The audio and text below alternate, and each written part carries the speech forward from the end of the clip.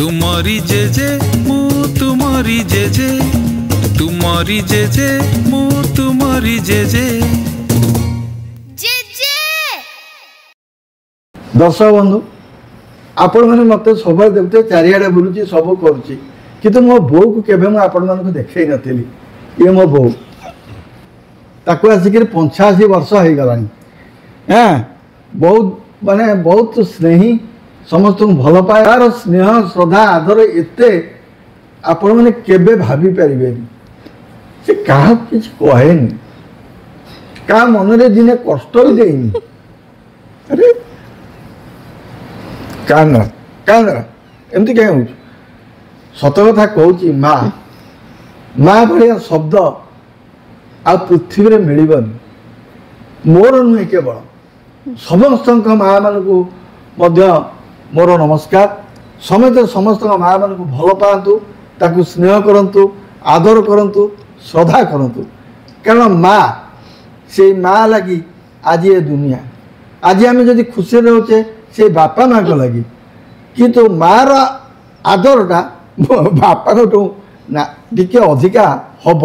कहीं माँ से सब सहे जमी आम धरित्री माँ सेमती ये हूँ माँ देखो मुझे खाली कहीदेली मो बो के कांदी पकईला कहीं तार क्या प्रति ये ना मो मो बो बोली मु कहूनी समस्त बो समस्त पिला मानकु निश्चित भल पाउथिबे स्नेह करुवे आदर करुवे यहाँ मोर विश्वास अच्छी से लगी मुझे समस्त माँ मान को आउ थे भी नमस्कार करुच्ची आ प्रत्येक को कहूँ समस्ते समस्त माँ मान जत्न नियंतु बापा माँ जत्न नियंतु कारण बापा माँ हेले चलती ठाकुर जदि तुम बापा माँ को ठीक भाव में सेवा कर ताले दुनिया रे ताठ बड़ कथा किसी ना भगवान निश्चित खुशी हे सेटा सबुठ बड़ आउ कहूँ जदि माँ नाही जदि कहार कदवा क्वचित माँ नहांती जी तुमको माँ श्रद्धा दौची ताकू माँ भाया भी विश्वास करंतु भल पातु आग्रह करंतु एटा भी मुझे कहूँ कारण माँ भाया शब्द माँ शब्दटा आउ पार्टी बाहर पछरे देखिए आप बहुत कष्ट माँ को केतबेले भूलिबेनी माँ स्नेह को केतबेले भूलिबेनी मो माँ बोली कहूनी मु समस्त माँ मान को आउ थे भी नमस्कार करुच्ची माँ भाया जिनिस कदापि मिलिबो नाही कौन है बाबू किसी नहीं ठीक अच्छु तो देह पे ठीक लगू तो फास्ट क्लास ओ फास्ट क्लास सदा खाली बो को आमर 85 वर्ष उपर है आसिक तथापि से अच्छी आमको जमी लगे घरटा पूरी गला भाया आम घर जदि आज पूरी जाऊँगी घर जदि आज हसी उठुची केवल आरी लगी जिते जी था ये अच्छी माने माने सत कथा कह जो आनंद अच्छी आउठी ना बो बोली कहीदेली देखो तार आग्रह केते मो प्रति केते स्नेह कांदी पकेला तेणु मु सत कथा कहूँ माँ मोर मूल्य कहीं दे पारे दुनिया रे कहीं नुह ए माँ माँ मोर नुहे समस्त कहूँ मार मूल्य कहीं दे पारे नहीं बो आ कौन खबर कह अरे हे तो भाई भाउज आज कहीदे आसवे बोली से कौन कुआर गले आसवे बोधे आसुवे बोधे आसवे आसवे आसवे आसवे बुझलु तू व्यस्त केतबे हसुची केतबे कांदुची कौन कर मत भारी भल लगे बहुत माने मोर सब प्रकार खुशी सब प्रकार आनंद मुझे बाटे जाऊँगी टे बो मुँह को चाहिए जाए मुझे जुआड़े पढ़ापी जाऊँगी कि ऑफिस जी मैंने बो कहीदे जी बो जाऊँ तेणुक बो बा माँ ओ सतरे बहुत भल बहुत सुंदर बहुत आनंद से माँ बुझलु नहीं अरे हे आसिले देख बड़ भाई बड़ भाई आसिले भाज आसिले देखिले बड़ भाई बोर बड़ भाई माने मो मामू बड़ मामू आ ये भाउज बड़ भाउज से गोटे कथा आम बोर ता भाई आउ गोटे कथा मुझे आपको कहूँ माँ कथा कहली मार स्नेह आदर कथा कहली आपण मैंने विश्वास करें गोटे कथा मुझे कहूँ भाई भौणी स्नेह देखु मो बो को आसी 85 वर्ष उपर है मामू को आसी 83 वर्ष है किंतु मामू आमर पटिया रहती प्रति सप्ताह आसवे बो को देखा कर रिटायर कर सारे सब 83 वर्ष है आसिक बो को आसिक 86 वर्ष है तेणुक भाई भौणी जो स्नेह श्रद्धा यहाँ बहुत बढ़िया लगे से स्नेह श्रद्धा प्रत्येक भाई भौणी पाखे रही मुझे समस्त पाखे से स्नेह श्रद्धा रही था पटियार रही पारती से ना कौन बड़ हम बो को देखा तुम्हें देखा मोर जमी इच्छा तार सेमती 15 टंका हेले तो आसपारनी से कह ते तुम कह सब कौन तुम कहे 15 टंका तार पाखे नहीं कौन आस पटिया को बो कह हाँ बो कह 15 टंका पटिया पटियार बो कह तो पटियार आसो कौन 15 टंका तो पाखे नहीं से कौन जानू ऑटो खर्च के आसो के खर्च हो सी कहला पटियार तो ये आस 4 नंबर बंद कौन ते 15 टंका मिलूनी देखु भाई भौणी कि स्नेह यहाँ भी गोटे उदाहरण मार जमी उदाहरण सेमती भाई भौणी स्नेहर उदाहरण गोटे आपण मान देखा यहाँ कौटी मिलनी आज्ञा आपण मैंने प्रत्येक भाई प्रत्येक भौणी मान अनुरोध समस्ते समस्त प्रति स्नेह रखु भाई भाई भितर भौणी भौणी भितर भाई भौणी भितर स्नेह श्रद्धा था गोटे जिनस सब मुझे बड़ स्नेह श्रद्धा आ भल पाइबा से भाई भाई हो भाई भौणी हो जी हो से स्नेह श्रद्धा भल पाइबा थिले जीवन में किसी दरकार नहीं सबकि पाइबे से भल पाइबारे से स्नेह से आदर ना कह बो भूल कहनी आ तो भाई भाज आसे तो मन एकदम खुशी तो बहुत खुशी आज खाया पीया कर खाया पीया आरेंजमेंट कर से खाइबे तो पाखे गपीबे तो खुशी लगे तो ना कौन कहूँ गोटे कथा कहूँ बड़ आम से विषय कहे बड़ आम बो को केमी भल पाती से विषय मु कहबिनी बड़ आम आपण मानक बोर पिलादिन टिके कथा आउ अल्प समय भितर पिलादिन कथा आउ वर्तमान कथा बड़ आम से आपण मानक कहे आपण मैंने शुण हाँ आउ गोटे कथा मुझे आपण कहूँ बड़ आम आम मामू माई आ भणजा माने आपण मैंने विश्वास करेंगे आम बंडिंग एत भल आम सब एकाठी चलू एकाठी हसू एकाठी नाचू सम्मान दौ किंतु गोटे फंक्शन है मामू भणजा माई किसी ना समस्ते आम एकाठी नाचबू हसबू खेलू सबू करूँ आम भर स्नेह श्रद्धा अच्छी भल पाइबा अच्छी सम्मान भी अच्छी आम मामू मान को सम्मान दौ मामू मैंने आमको स्नेह श्रद्धा करते तेणुक आम भितर बहुत खुशी आसी चले आम ना आप गोटे फंक्शन है बोतल भांगी गोरी तो दुआरे नाच माने ये मामू आउ जन मामू अच्छा इलो बोपा माँ कंपेई देवे माने से नाच आप देखले खुशी है ना कौन बड़ मानिया पड़ो ना तेणु मो बड़ आमको बर्तमान कहूँ बोर पिला बेल बाई सारा पर आ वर्तमान कथा एवं तांको विषय अल्प समय कहवा आगु तो मुझे कथा कही एबे भी से कथा कहूँ भौणी मोहर आमर एमती आमर गोटे यौथ परिवार सब रंगी बिल डाकती रंगी बिल डाकिकी पिला दिन पान खोइले पान खोई मोर जो व्रतहर है मु गली स्कॉलरशिप परीक्षा देवा सी कहला भाईर व्रतहर मु कौन परीक्षा देवी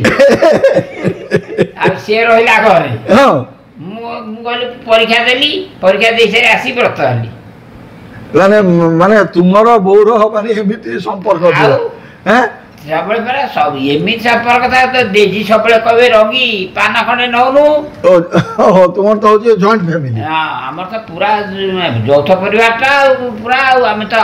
जेजेरी के 8 भाई की आमे एरुनी के जाने केते 8 पुओ कर केते पिला हेबे माने सब भीतर तुम चलता है खसा खसी आ दोल यात्रा के जो मजा दोल यात्रा कोन आमे संध्या बाबा ने हमर शृंखलित जीवन अच्छा अच्छा शृंखलित जीवन भितर आमे संध्या आले कोन करू ना 16टा लंठन रे मु तेल पुराए किरासिनी अच्छा गोटे बड़ 15 लीटर केरोसिन डबा रे गोटे काली गोटे पळा थिबो ସେ କାଳି ପଳା ନେଇକି ସବୁ ଲଣ୍ଠଣରେ 15ଟା ଯାକ ଲଣ୍ଠଣରେ ତେଲ ପୁରେଇବୁ 16ଟା ଲଣ୍ଠଣ ଆଚ୍ଛା ଆଚ୍ଛା 16ଟା ଲଣ୍ଠଣରେ ତେଲ ପୁରେଇବୁ ତେଲ ପୁରେଇ ତାକୁ ପୋଛିବୁ କାଚ ଫାଚ ପୋଛିକି ତାକୁ ସେଠୁ ଜଳେଇବୁ ମିଞ୍ଜି ମିଞ୍ଜି କରିକି ସମସ୍ତଙ୍କ ଘରେ ନେଇ ଗୋଟେ ଗୋଟେ ଗୋଟେ ଲଣ୍ଠଣ ରଖିବୁ ମାନେ ତୁମ ସେ ଡ୍ୟୁଟା ଥିଲା ତୁମର ମୋର ତାପରେ ହେମନାରାୟଣ ଡାକିବ ପ୍ରାର୍ଥନା କରିବାକୁ ଆସ ପ୍ରେୟାର କରିବାକୁ ଆସ ସେଠୁ ଆମେ ସବୁ ପ୍ରାର୍ଥନା କରିବାକୁ ଠାକୁର ଘରକୁ ଯିବୁ ଆଚ୍ଛା ଆଚ୍ଛା ଆହେ ଦୟାମୟ ବିଶ୍ୱ ବିହାରୀ ମାନେ ଏ ଗୀତ ମାନେ ଭଜନ ଆରମ୍ଭ ହବ ଆରମ୍ଭ ହବ ଦେଖ ପିଲାବେଳ କଥା ବଡ଼ ଆମଙ୍କର କେତେ ଖୁସି କଥା ଆରେ ବୋଉ ତୁ କଣ କହୁନୁ ଟିକେ ବଡ଼ ଆମକୁ ନାନୀ ଯାଇ ସେଠି ତୁ ଯାଉନୁ ତୁ ଯାଉ ହଁ ମୁଁ ଯାଏ ତୁ ଯାଉ ନା ତୁ ବି ସେ ଭଜନ ବୋଲୁ ଆଉ ତୁ ଦୁଷ୍ଟାମି ଫୁଷ୍ଟାମି କରୁନା ତ ନା ନାଇଁ ଦୁଷ୍ଟାମି କରୁନଥିବୁ ଝିଅ ପିଲା କି ଦୁଷ୍ଟାମି କରନ୍ତିନି ଝିଅ ପିଲାମାନେ ଆମର ସବୁ ଗାଇଡି ହଁ କାରଣ ସେମାନେ ବଡ଼ ବଡ଼ ହେଲେ ନା ସେମାନେ ସବୁ ଆମ ଗାଇଡି ହେମ ନାନୀ ପ୍ରେମ ନାନୀ ନାନୀ ଚେପୁ ନାନୀ ଏଇସବୁ ସେମାନେ ହେଲେ ଆମ ଗାଇଡି ବଡ଼ ବାହାଘର ବୋଉର ଯେତେବେଳେ ହେଲା ସେତେବେଳେ କଥା ବାହାଘର କଥା କାହିଁ କହୁଛ ବାହାଘର ତ ସବୁ କାମ ସରିଗଲା ସେ ସବୁ ଲଣ୍ଠଣ ଗୁଡ଼ା ଦିଆହେଇନି ସବୁ ସବୁ ଯୌତୁକ ଦିଆହେଇଛି ଲଣ୍ଠଣ ଦିଆହେଇନି ଆଚ୍ଛା ଆଚ୍ଛା କ'ଣ କରିବି ସେଠୁ ପୁଣି ସେଠୁ କ'ଣ କଲେ ନା ବଡ଼ ମାମୁଁ ସେଠୁ କ'ଣ କଲେ ନା କହିଲେ ଯା ଲଣ୍ଠଣ ଗୁଡ଼ା କିଣିକି ଆଣିବୁ ପାଟରା ସାହି ସେଠୁ ଯାଇ ସେଠୁ ପୁଣି ତାପରେ ପୁଣି ସେଠୁ କ'ଣ କଲେ ନା ଉତ୍ତମ ପାଟରା ଦୋକାନରୁ ଗୋଟେ ଲଣ୍ଠଣ କିଣିକି ଆଣିଲି ନେଇକିରି ଗଲି ଉତ୍ତରକୁ ତା ନିର୍ବନ୍ଧ କଥା ଶୁଣିଲେ ତୁମେ ଆଶ୍ଚର୍ଯ୍ୟ ହବ ନିର୍ବନ୍ଧ କରିବାକୁ ଯେତେବେଳେ ଯାଇଥିଲୁ ତା ଘରକୁ ନିର୍ବନ୍ଧ କରି ଆମେ ସମସ୍ତେ ଆସିଛୁ ଆସିକିରି ଚିତ୍ରତୋଳା ପାରି ହେଇକି ଆସିବୁ ମାନେ ନଈ ପାରି ହେଇକି ଆସିବୁ ଚିତ୍ରତୋଳା ନଈଟା ପାରି ହେଇକି ଯୋଉଠି ଗଡୁଛୁ ଆମେ ଯିବୁ କ'ଣ ମଠ ତୁଠରେ ଓହ୍ଲେଇବୁ ଆମେ ଯାଇ ଉଠଉଛୁ ଗଣ୍ଡରେ ଗଣ୍ଡକୁ ଡମି ଗଣ୍ଡ ଭିତରେ ଯାଇ ପହଞ୍ଚୁ ଆଚ୍ଛା ସିଆଡେ ବନ୍ଧୁରୁ ଆସୁଛୁ ଇଆଡେ କ'ଣ ଡମି ଗଣ୍ଡରେ ପହଞ୍ଚୁ ଆରେ ମଠ ତୁଠକୁ ଯିବା କଥା ସିଧା ଆଉ ଆମେ ଯାଇ ପହଞ୍ଚୁ ବଙ୍କା ସେଠୁ କ'ଣ 3 ଥର 4 ଥର ଏମିତି ହବା ଦ୍ୱାରା ସେଠୁ ଉପଦେଜୀ ଜଣେ ଥିଲେ ଉପଦେଜୀ କହିଲେ ହେ ତୁମକୁ ଆଉରିଆ ବୁଲଉଛି ମାନେ ତୁମର କ'ଣ ସମସ୍ତେ ଯାଇଥିଲେ ନିର୍ବନ୍ଧ ପାଇଁ ସମସ୍ତେ ଯାଇଥିଲେ 20 25 30 ଲୋକ ଯାଇଥିଲେ ନିର୍ବନ୍ଧ ପାଇଁ ଆଉ ମାନେ ଝିଅ ଘରୁ ଯାଇଥିଲେ 25 30 ଲୋକ ଆମେ ଯାଇଥିଲୁ ତା ଘରୁ ଯେତେବେଳେ ହେଲା ସେଠୁ ତାପରେ ସେଠୁ ଆସିଲା ବେଳକୁ ସେଠୁ ଉପଦେଜୀ କହିଲେ ଗାଡ଼ି ଗୁଳା ଦେଖିଲ କୋଉଠି ଶଗଡ଼ ଗାଡ଼ି ଗୁଳା ଦେଖ ସେଠୁ ଶଗଡ଼ ଗାଡ଼ି ଗୁଳା କରି ଶଗଡ଼ ଗାଡ଼ି ଗୁଳା ମଝିରେ ସବୁ ଚାଲ ସେକଡ଼କୁ କେହି ଯିବନି ଏକଡ଼କୁ କେହି ଯିବନି ସବୁ ମଝିରେ ଚାଲ ସେଠୁ ମଝିରେ ଚାଲିକି ଆସିକି ଠିକ ମଠ ତୁଠରେ ଉଠେଇଲୁ ମାନେ ଡଙ୍ଗାରେ ପାରି ହଉନଥିଲ ଡଙ୍ଗାରେ ପାରି ହେଲିକି ଡଙ୍ଗା ସେତେ ଖରାଦିନ ଆଉ ଡଙ୍ଗା ପାଣିରେ ପଶିକି ଆସିଲୁ କିନ୍ତୁ ଏ ତ ଆମକୁ ଏମିତି ଆମ୍ବିଆ ବୁଲେଇଲା ଯେ ତମେ ବିଶ୍ୱାସ କରିବନି ସବୁବେଳେ ଆମେ ସିଧା ବନ୍ଧୁରୁ ଓହ୍ଲେଇବୁ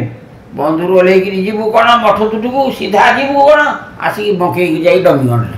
ଆଚ୍ଛା ବଡ଼ ମାମୁଁ ଯୋଉ ଯାଇଥିଲ ନିର୍ବନ୍ଧ କରିବାକୁ ଆମ ବାପାଙ୍କ ଘରେ ଖାଇବା ପିଇବାକୁ କରିଥିଲେ ଟି ଖାଇବା ପିଇବା ସବୁ ହେଇଥିଲା ସବୁ ଖାଇବା ପିଇବା ସେତେବେଳେ ଯୋଉ ମାଛ ଦେଖିଲେ ତାଜୁ ହେଇଯିବ କାରଣ ବାପା ତ ଆମର ଟିକେ ମାଛ ପ୍ରିୟ ମାଛ ସେଠି ସେ କଥା କାହିଁ କହୁଛ ଏ ମିଠେଇ ସବୁ ଏଡ଼େ ମିଠେଇ ସବୁ ସେ ଏ ମିଠେଇ କାହିଁ ଆଜିକାଲି ସେ ମିଠେଇ କାହିଁ ଆମ ବୋଉ ଟିକେ କମ୍ ଗପେ ଶୁଣେ ଏବେ ବୟସ ହେଲାଣି ଆଉ ଚଲାବୁଲା କରିପାରୁନି ତାକୁ ୱାକର ଦ୍ୱାରା ଧରିକି ଆମେ ଚଲାଉଛୁ ତଥାପି ସେ ଅଛି ଆମମାନଙ୍କ ପାଖରେ ବସିଛି ସେଇଟା ହେଉଛି ଖୁସି ଆଉ ମାଇଁ ଆମର ବହୁତ ଶାନ୍ତଶିଷ୍ଟ ସେ କାହାରିକି କିଛି କହିବା ମୁଁ କେବେ ଜାଣିନି ହଁ ନା ନାଇଁ ବୋଉ ଆଉ ମାଇଙ୍କର ରୋଷେଇ ବି ଭଲ ଆଉ ଏତେ ଶାନ୍ତଶିଷ୍ଟ ଆପଣମାନେ ବିଶ୍ୱାସ ବି କରିପାରିବେନି ସେ କାହାକୁ କିଛି କହନ୍ତିନି କେବେ କହେ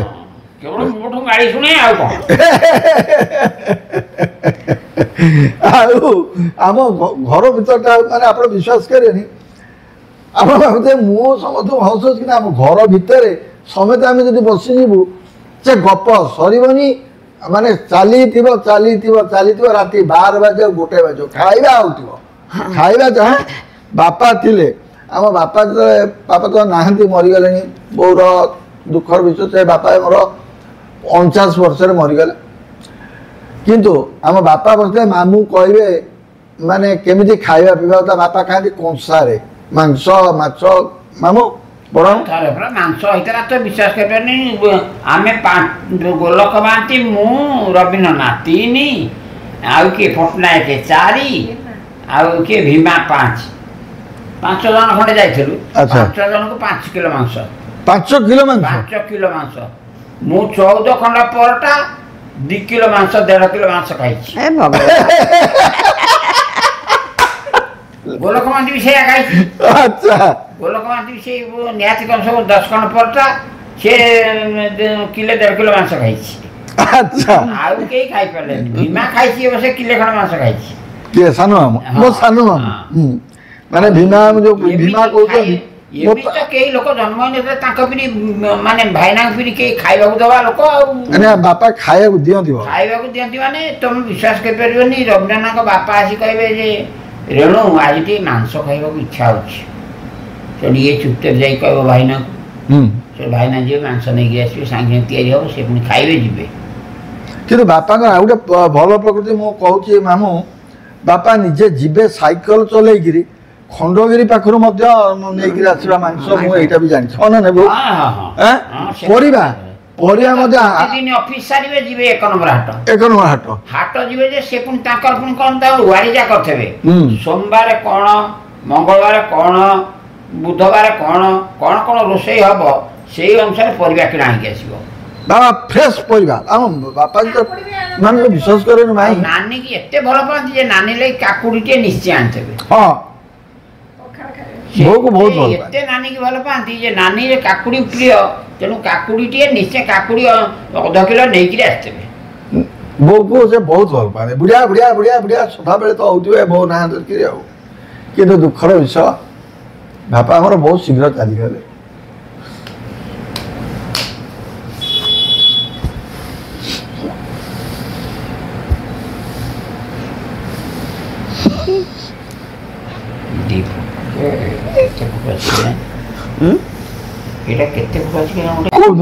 ଦୀପ ତ କହିଦେ। ନାଇଁ ନାଇଁ ମୁଁ ଖାଉନି।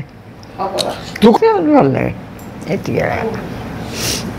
କହ ବଡ଼ ପାଟିରେ କହ। କ'ଣ ହେଲା ବୋଉ କହ। ତୋ ଭାଇ ଭାଉ ଚାଲିଥିଲେ ତୋତେ ଖୁସି ଲାଗେ ନା ନାଇଁ? କେତେ ଖୁସି ଲାଗେ? ବହୁତ ଖୁସି ଲାଗେ। ଆଜି ମତେ ସକାଳୁ ଦିନକୁ 2 ଦିନ 3 ଦିନ 4 ଦିନ ହେଇଯିବା ମାନେ ସାଙ୍ଗେ 15 ଟଙ୍କା ନା ହଉ ଆଜି ଯାହା ହଉ ସେମିତି ମା ମାନଙ୍କୁ ସମସ୍ତେ ଭଲ ପାଆନ୍ତୁ, ମା ମାନଙ୍କୁ ଆଦର କରନ୍ତୁ, ଆଉ ମାମୁଁ ମାନଙ୍କୁ ଆଦର କରନ୍ତୁ, ନିଜ ପରିବାର ଲୋକଙ୍କୁ ଆଦର କରନ୍ତୁ, ସମସ୍ତ ଭିତରେ ସମ୍ପର୍କ ଭଲ ରଖନ୍ତୁ। ଦେଖିବେ ଜୀବନ ଆପଣଙ୍କର ବହୁତ ସୁଖମୟ ହେବ। ଆଜ୍ଞା ଜୀବନ ନିଶ୍ଚିତ ସୁଖମୟ ହେବ। ନିଶ୍ଚିତ ସୁଖମୟ ହେବ। ଗୋଟେ ଜିନିଷ ସମ୍ପର୍କ, ସେ ମା ପୁଅ ହଉ, ଭାଇ ଭଉଣୀ ହଉ, ଭାଇ ଭାଇ ହଉ, ମୁଁ ବାରମ୍ବାର କହୁଛି, ସଦାବେଳେ କହୁଛି, ସ୍ନେହ ଶ୍ରଦ୍ଧା ଆଉ ଭଲ ପାଇବା ଦିଅନ୍ତୁ। ଦେଖିବେ ଭଗବାନ ଆପଣଙ୍କ ଉପରେ ଖୁସି ହେବେ। ଆପଣମାନେ ବହୁତ ଆନନ୍ଦରେ ରହିବେ। ମୁଁ ଯେମିତି ମୋ ବୋଉ ପାଖରେ ମାନେ ବସୁଛି, ହସୁଛି, ଖେଳୁଛି, ଆଉ ବୋଉ ନଥିଲେ ମୋତେ ଯେମିତି ମାନେ ଘରଟା ଫାଙ୍କା ଲାଗେ, ବୋଉ ଯଦି ନାହିଁ ମୋତେ ଭଲ ଲାଗେନି। ସେମିତି ମୁଁ ଜାଣିଛି ପ୍ରତ୍ୟେକ, ମୁଁ କହୁନି ଯେ ମୋ ବୋଉ କଥା, ମୁଁ ଏତିକି ଜାଣିଛି ସମସ୍ତେ ସମସ୍ତଙ୍କ ମା ମାନଙ୍କୁ ସେତିକି ଭଲ ପାଉଥିବା ମା ମାନେ ମଧ୍ୟ ପିଲାମାନଙ୍କୁ ନିଶ୍ଚିତ ଭଲ ପାଉଥିବେ। ସେ ପୁଅ ହଉ କି ଝିଅ ହଉ, ମା ମାନେ ପ୍ରତ୍ୟେକ ପିଲାମାନଙ୍କୁ ଭଲ ପାଉଥିବେ, ଏଇଟା ମୋର ବିଶ୍ୱାସ ଅଛି। କାହିଁକି ନା ମା ପ୍ରତ୍ୟେକ ମା ମା ପରି କେହି ହେବେନି। ମା ପରି କେହି ହେବେନି। ବାପା ମା ଚଳନ୍ତି ପ୍ରତିମା। ମୁଁ ସେଇଆ କହିଲି, ବାପା ମା ସଦାବେଳେ ଚଳନ୍ତି। ତୁମେ ଦେଖ ଭଗବାନଙ୍କ ମନ୍ଦିର ନ ଯାଅ। ମୁଁ ଆଜି ପର୍ଯ୍ୟନ୍ତ ମୋ ବାପା ମାଙ୍କ ଫଟୋ ରଖି ପୂଜା କରୁଛି ନା ସବୁବେଳେ ମୁଁ ଗଲାବେଳେ ମୁଣ୍ଡିଆ ମାନେ ସେଇଠି ଯାଏ ନା। ଆଉ କିନ୍ତୁ ପ୍ରଥମେ ଡ୍ରଇଂ ରୁମ୍ ମରା ହେଇଛି ନା। ଆଉ ସେ ବା ଆମ ଅଜା ଆଈ ବି ସେମିତିଆ ଥିଲେ। ଓ ଦେବତୁଲ୍ୟ ଲୋକ ଅଜା ଆଈ। ଆରେ ଆଈ କଥା ଆପଣ ଜାଣିଛନ୍ତି? ଆଈ ତ ମଲା 90 ବର୍ଷରେ। 94 ବର୍ଷରେ ମଲା। ଆଈ 94 ବର୍ଷରେ ମଲା। ଆପଣ ବିଶ୍ୱାସ କରିବେନି। 94 ବର୍ଷରେ ସେ କୌଣସି ଦିନ ସେ ତାର ନିଜର ଶାଢ଼ୀ ସାୟା ବ୍ଲାଉଜ ଧୁଏନି ନା। ଗାଧେଇବ ତ ସେ ବାଥରୁମରେ ପଡ଼ିବ, ସଫା ହବ। ଆଜି ଯୋଉଟା ସଫା ହେଇଥିବ ପୁଣି କାଲି ସେଇଟା ସଫା ହବ। ବାସ୍। ଆଉ ତାର ପାନ ଖଣ୍ଡେ ଠିକ ଭାବରେ ଖାଉଥିବ। ପାନ ତ ସବୁବେଳେ, ପାନ ସଦାବେଳେ। ଆଉ ଗୋଟେ କଥା, ତା ଦେହଟାକୁ ସେ ଭାରି ଜଗେ। ଦେହ କ'ଣ 94 ବର୍ଷ ପର୍ଯ୍ୟନ୍ତ ଦାନ୍ତ ଭାଙ୍ଗି ନଥିଲା ଏଇଠୁ ଜାଣୁ ହଁ ତା ଦାନ୍ତ ଆଉ ଦେହଟାକୁ ଆମ ଆଈ ମାନେ ବୋଉ କଥା କହୁଛି ସେ ବୁଢ଼ୀ ମାନେ ମାନେ ଆପଣ ବିଶ୍ୱାସ କରିବେନି ତା ଦେହକୁ ଏତେ ଔଷଧ ପର୍ଟିକୁଲାର ସେ ଏକଦମ ବ୍ଲଡ଼ ପ୍ରେସର ଔଷଧ କେତେବେଳେ ଖାଇବ ଅମକ କେତେବେଳେ ଖାଇବ ସମୟ ଘରେ ଦିନେ କେତେ ମାମୁଁ ଘରେ ଥାଏ କମ୍ପେଇବ ଧରିକି ମୁଁ ଟିକେ ରାନୁଆ ପାଖକୁ ଯିବି ଆମର ମୋ ପାଖକୁ ଆସିବ ଆଉ ଆସି ପହଞ୍ଚିବ ମୁଁ କହିବି ଆଇ ଆସିଲାଣି ଆଉ ରହିବ ଏଠି ରହିବ 2 ଦିନ 3 ଦିନ ରହିଲା ପରେ ବୋଉକୁ କହିବ ମୋ ଦେହ କ'ଣ ହେଇଯାଉଛି ମୁଁ ଆଉ ବଞ୍ଚିବିନି ମୋ କ'ଣ ହେଇଯାଉଛି ମୋ ଛାତି କ'ଣ ହେଇଯାଉଛି ମୋର ଅମ କ'ଣ ହେଇଯାଉଛି ସେଠୁ ଆମ ବୋଉ ସବୁ ସାଙ୍ଗେ ସାଙ୍ଗେ କହିବ ଆରେ ନୁହଁ ତୁ ତାକୁ ନେଇକି ଯାଉନୁ ଟିକେ ଡାକ୍ତରକୁ ଦେଖେଇ ଦେଇ ଆଣିବୁ ମୋତେ ଖାଲି ପାଟି କରିବ ତାକୁ ନେଇକି ଯା ଡାକ୍ତରକୁ ଦେଖେଇକି ଆଣ କିଏ ଏମିତି ଖାଲି କହିବ ସେଠୁ ମୁଁ କହିବି ଚାଲ ଆଇ ଚାଲ 2-3 ଦିନ ଡେରି କରିଦେବି ସେ ମାନେ ଏମିତି ଡ୍ରାମା କରିବ ଆଇ ଆପଣ ବିଶ୍ୱାସ କରିବେ ରେ ବହୁତ ବଢ଼ିଆ ଡ୍ରାମା କରିବ ସେଠୁ ତାକୁ କ'ଣ କରିବି ଧରି ଧରିକି ନେଇକି ଯିବା ଦେହ ଖରାପ ଲାଗୁଛି ମୋତେ କହୁଛି ପାପ ହବ ସେଠୁ ଦୌଡ଼ିକିରି ସ୍କୁଟରରେ ତାକୁ ନେଇକିରି ଯେମିତି ଡାକ୍ତର ଦୁଆର ମୁହଁରେ ଛାଡ଼ିଦେବି ଦେଖିଲା ବେଳକୁ ମୁଁ ସ୍କୁଟର ରଖିଲା ବେଳକୁ ସେ ସାଇ ଟକ୍ ଚାଲିଗଲା ବୋ ଆଇ ତୁ ତ ମୋ ଆଗେ ସେଠି କାନ୍ଦୁଥିଲୁ ଘରେ ବସିକିରି ବୋଉକୁ କହିଲୁ ବୋଉ କହିଲା ଯା ତାକୁ ନେଇକିରି ଯା ତୁ ତ ଦେଖୁଛୁ ଭଲ ସ୍ମାର୍ଟ ଅଛୁ ତତକି ଚାଲିକି ପଳେଇ ଯାଉଛୁ ଡାକ୍ତର ଦେଖିକି କହିବ ଆପଣ ତ ସଦାବେଳେ ଅଛ ନା ଦେହ କ'ଣ ଖରାପ ଅଛି କାହିଁ ଆସୁଛନ୍ତି କହିଲେ ପହଞ୍ଚିବା ନନ୍ଦ ଡାକ୍ତର କ'ଣ ବୁଝିଲେ ଚାଲ ହଉ ବର୍ତ୍ତମାନ ଆମେ ଯାଉଛୁ ଆମେ ବର୍ତ୍ତମାନ ଖାଇବୁ ସମସ୍ତେ ମିଶିକିରି ଖାଇବୁ ଏଇ ହସ ଖୁସି ଥାଉ ସମସ୍ତଙ୍କ ଭିତରେ ଏତିକି ମୁଁ ଭଗବାନ ପାଖରେ ପ୍ରାର୍ଥନା କରୁଛି ମୋର ନୁହେଁ ସମସ୍ତଙ୍କ ଘରେ ଏମିତି ଶାନ୍ତି ଥାଉ ଆନନ୍ଦ ଥାଉ ହସ ଖୁସି ଥାଉ ଏତିକି ମୋର ଜଗତର ନାଥ ଜଗନ୍ନାଥ ପାଖରେ ପ୍ରାର୍ଥନା ଗପସପ ସରିଗଲା ପରେ ବର୍ତ୍ତମାନ ଆମେ ସମସ୍ତେ ମିଶିକିରି ମାମୁଁ ମାଇଁ ମୁଁ ବୋଉ ସବୁ ଏକାଠି ବସିକିରି ଖାଇବା ଅଛି ବୋଉ ତ ପିଆଜ ରସୁଣ ଖାଏନି ତେଣୁ ବୋଉକୁ ଅଲଗା ବସେଇ ଦେଇଛୁ ଆମେ ଏଠି ମାମୁଁ ମାଇଁ ମୁଁକିରି ବସିଛୁ ବୋଉର ପିଆଜ ରସୁଣ ବିନା ସେ ସଦାବେଳେ ଖାଏ ଆଉ ଆମେ ହେଉଛୁ 2 ଭାଇ ଗୋଟିଏ ଭଉଣୀ ଭଉଣୀଟି ବାହା ହେଇଯାଇଛି ଭାଇ ମଧ୍ୟ ବାହା ହେଇଯାଇଛି ତାର ଗୋଟିଏ ଝିଅ ସେ ବାଙ୍ଗାଲୋରରେ ଅଛି ମୋର ଗୋଟିଏ ପୁଅ ସେ ଚାକିରି କରିଛି ପୁନେରେ ଭାଇର ଝିଅଟି ଚାକିରି କରିଛି ବାଙ୍ଗାଲୋରରେ ତେଣୁକରି ଆମ ପରିବାର କହିଲେ ଆମେ 2 ଭାଇ ଗୋଟିଏ ଭଉଣୀ ଆଉ ବୋଉ ଆମେ ଏତିକି ଅଛୁ ଆଉ ମୋ ମାଇଁ ଆଉ ମୋ ମାମୁଁ ତେଣୁ ଆଜି କ'ଣ ଲିପି କେମିତି ରୋଷେଇବାସ କରିଛି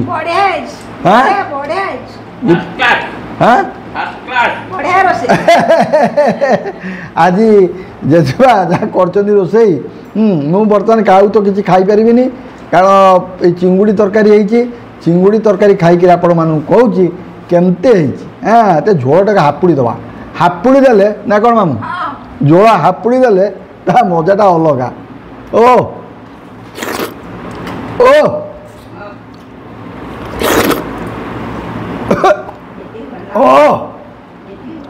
ଫାର୍ଷ୍ଟ କ୍ଲାସ୍